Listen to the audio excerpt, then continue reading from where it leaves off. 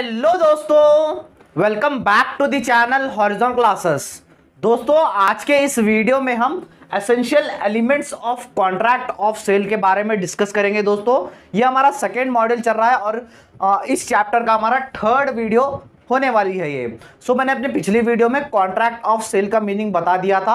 आज की वीडियो में एसेंशियल्स देखेंगे, यानी कॉन्ट्रैक्ट ऑफ सेल बना रहे हो तो वो कॉन्ट्रैक्ट कैसे बनाओगे, क्या क्या एलिमेंट्स होने चाहिए वो कॉन्ट्रैक्ट में, वो आज के इस वीडियो में हम जानेंगे। एसेंशियल एलिमेंट्स देखने से पहले एक छोटा सा कॉन्ट्रैक्ट ऑफ सेल का मीनिंग देखेंगे।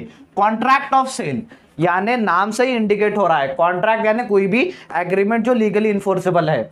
सेल, जो भी आप कॉन्ट्रैक्ट कर रहे हो सेल करने के लिए, कुछ भी एक प्रोडक्ट या कुछ भी गुड्स सेल करने के लिए कॉन्ट्रैक्ट बना रहे हो, उसे हम कहेंगे कॉन्ट्रैक्ट ऑफ सेल। अब जानेंगे हम एसेंशियल एलिमेंट्स। इसमें आपको सिर्फ 5 एलिमेंट्स है, आप कौन सा भी बुक रिफर कर लीजिए, ये 5 ही एलिमेंट्स आपको मिलेंगे। 5 एलिमेंट्स मैं आपको समझाऊंगा। चलिए एक एक से हम हमारा वीडियो डिस्कस करते हैं, एक से पॉइंट्स। फर्स्ट एलिमेंट होनी चाहिए टू पार्टीज, यानी जब भी आप कॉन्ट्रैक्ट बना रहे हो तो 2 पार्टी होना बहुत ही जरूरी है। इसमें भी वैसे ही है, 2 पार्टीज होना जरूरी है। The contract must clearly identify the parties involve, namely buyer and seller. जो भी कॉन्ट्रैक्ट बना रहे हो कॉन्ट्रैक्ट ऑफ सेल, इसमें जो भी 2 पार्टीज इन्वॉल्व होने वाली है, जैसे एक पार्टी होती है, एक पार्टी बेचती है, कुछ भी आप सेल कर रहे हो तो एक पार्टी बेचती है और दूसरी पार्टी खरीदती है। दोनों पार्टी आइडेंटिफाई होना, क्लियरली आइडेंटिफाई होना जरूरी है। It should include their names, addresses और any other relevant identifying information.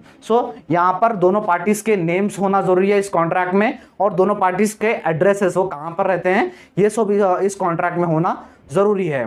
यानी फर्स्ट एलिमेंट है टू पार्टीज क्लियरली आइडेंटिफाई होने चाहिए कि कौन क्या बेच रहा है, कौन बेच रहा है और कौन खरीद रहा है, उनके नेम एड्रेसेस क्लियरली इसमें मेंशन होने चाहिए।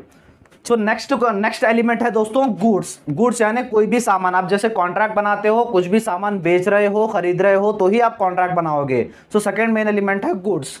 The contract must clearly describe the goods being sold. जो भी गुड्स आप बेच रहे हो उसका सारा डिस्क्रिप्शन होना जरूरी है। उस सारा वो कैसा है, कितने में बेच रहे हो, कितना क्वांटिटी बेच रहे हो, ये सब होना जरूरी है। जैसे इट में include details such as quantity, quality, specification and other relevant identifying information. जो भी गुड्स आप बेच रहे हो, गुड्स का आपको क्वालिटी, कौन सा क्वालिटी का बेच रहे हो, कितना बेच रहे हो और उसका स्पेसिफिकेशन क्या है, उसके टेक्नोलॉजीज क्या है, वो सारे इंफॉर्मेशन इसमें लिखना बहुत ही जरूरी है। फर्स्ट एलिमेंट था टू पार्टीज होना जरूरी है। सेकंड एलिमेंट है गुड्स, यानी जो भी आप गुड्स बेच रहे हो उसका सारा डिस्क्रिप्शन मेंशन होना कॉन्ट्रैक्ट में जरूरी है। जैसे for example quality, quantity, specification mention होना जरूरी है। Third and main element price यानी कितने में बेच रहे हो। The contract must state the agreed upon price for the goods. The price can be specific amount agreed by the parties. जब भी आप कॉन्ट्रैक्ट ऑफ सेल बना रहे हो तो मेन एलिमेंट है प्राइस का मेंशन होना बहुत ही जरूरी है, यानी गुड्स कितने में बिक रहा है वो मेंशन होना जरूरी है। अब प्राइस कौन डिसाइड करेंगे, या तो प्राइस एमआरपी पे बेचा जाएगा, या तो फिर जो दोनों पार्टीज इन्वॉल्व हो रही है बायर सेलर, वो प्राइस डिसाइड करेंगे। फॉर एग्जांपल मैं एक मेरी सेकंड हैंड कार बेचना चाहता हूं, अब मैं क्यों हूं, सेलर हूं, बायर आएगा, दोनों के बीच में नेगोशिएशन होगा, मैं बोलूंगा 2 लाख में, वो बोलेगा 1.5 लाख, ऐसे नेगोशिएशन होकर हम दोनों एक स्पेसिफिक प्राइस लगाएंगे, वो स्पेसिफिक प्राइस मेंशन होना बहुत ही जरूरी है। ये हमारा था थर्ड एलिमेंट प्राइस। चलिए हमारा fourth element transfer of general property. अब यहां पर प्रॉपर्टी आया, प्रॉपर्टी आते ही कभी भी अगर आपको बिजनेस लॉ में प्रॉपर्टी वर्ड आते ही समझ जाना कि ओनरशिप। फोर्थ एसेंशियल एलिमेंट है कि transfer of general property, transfer of ownership, यानी ओनरशिप कैसे ट्रांसफर होगी वो भी मेंशन होना जरूरी है कॉन्ट्रैक्ट में। Contract must specify the point at which general property in the goods transfer from the seller to the buyer. Contract में मस्ट स्पेसिफाई होना चाहिए कि जो भी ओनरशिप है गुड्स की, सेलर गन से बायर गन कब ट्रांसफर होगी। जैसे फॉर एग्जांपल पैसे दिए के बाद ट्रांसफर होगी, या तो फिर गुड्स डिलीवर हुए के बाद ट्रांसफर होगी। ये सब पर्टिकुलर पॉइंट मेंशन होने चाहिए एक कॉन्ट्रैक्ट ऑफ सेल में। अब जैसे इन सम जुरिसडिक्शन दिस ट्रांसफर में रिक्वायर एडिशनल फॉर्मेलिटी जैसा डिलीवरी और पेमेंट। जैसे कुछ मूवमेंट्स में क्या होता है, ओनरशिप कब ट्रांसफर होती है, ओनरशिप ट्रांसफर होती है गुड्स डिलीवर हो गए के बाद, या तो फिर गुड्स का पेमेंट हो गए के बाद।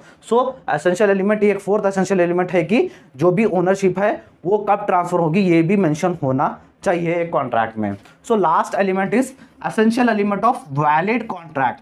हमने फर्स्ट मॉडल में पढ़ा था essential elements of valid contract. सारे एसेंशियल एलिमेंट जो भी वैलिड कॉन्ट्रैक्ट के हैं वो सब प्रेजेंट होने चाहिए इस कॉन्ट्रैक्ट ऑफ सेल में। All essential elements of valid contract must be present in the contract of sale. जैसे मैंने कहा सारे एलिमेंट्स प्रेजेंट होने चाहिए कॉन्ट्रैक्ट ऑफ सेल एग्रीमेंट में, कॉन्ट्रैक्ट में। एक कॉन्ट्रैक्ट के सारे एसेंशियल एलिमेंट्स इंक्लूड होने चाहिए। फॉर एग्जांपल उसका एसेंशियल एलिमेंट्स 10 थे, मैं यहाँ पर 6 लिखा हूँ। ऑफर, जैसे एक पार्टी प्रपोजल देती है, अब जैसे एक सेलर है अपना गुड्स बेच रहा है। सेकंड है एक्सेप्टेंस, एक्सेप्टेंस यानी एक्सेप्ट करना, जैसे बायर वो सेलर जो भी प्रपोजल दे रहा है वो एक्सेप्ट करता है। थर्ड कंसिडरेशन, कंसिडरेशन यानी कुछ गुड्स का एक्सचेंज होता है। यहाँ पर कॉन्ट्रैक्ट ऑफ सेल में क्या होता है, गुड्स का एक्सचेंज होता है। फोर्थ, दोनों पार्टीज कैपेबल होने चाहिए, यानी लीगल एज होनी चाहिए और उनका दिमागी संतुलन सही होना चाहिए। उसका लीगलिटी यानी जो भी गुड्स ट्रांसफर हो रहे हैं वो सब लीगल होने चाहिए, इलीगल ट्रांसफर नहीं चलेगा। उसके बाद म्यूचुअल कंसर्न, दोनों की आपसी सहमति से ही ये ट्रांजैक्शन होना जरूरी है। सो ये सब एलिमेंट्स होने चाहिए, ऐसे जो भी वैलिड कॉन्ट्रैक्ट के सारे एसेंशियल एलिमेंट्स होने चाहिए कॉन्ट्रैक्ट ऑफ सेल के एलिमेंट्स में। सो अगर आपको ये अगर 10 मार्क्स में पूछे तो आप इसका भी एक्सप्लेनेशन कर सकते हैं, आपको 10 मार्क्स पूरे मिल जाएंगे। अगर 5 मार्क्स में पूछे तो इतने जो मैंने नोट्स दिए हैं वो आप लिखे तो भी चल जाएगा। सो एक बार स्क्रीनशॉट ले लीजिएगा दोस्तों। सो दोस्तों ये थे हमारे सारे essential elements of the contract of sale. I hope आपको ये वीडियो अच्छा लगा होगा। वीडियो शॉर्ट था मगर बहुत ही अच्छे तरीके से मैंने एक्सप्लेन किया होगा। अगर वीडियो अच्छा लगा तो वीडियो को लाइक कर दीजिए। और दोस्तों मैंने business regulatory framework subject start कर दिया था BCom 4th same NEP syllabus के लिए। सो दोस्तों ऐसे मेरी वीडियो सारी अपलोड हो रही हैं। फर्स्ट चैप्टर अपलोड भी होगा जिसका मैं प्लेलिस्ट का लिंक डिस्क्रिप्शन बॉक्स में दे दूंगा, आप जाकर देख लीजिएगा। वीडियो अच्छा लगा तो वीडियो को लाइक कर दीजिए और चैनल को भी सब्सक्राइब कर लीजिएगा। Thank you so much.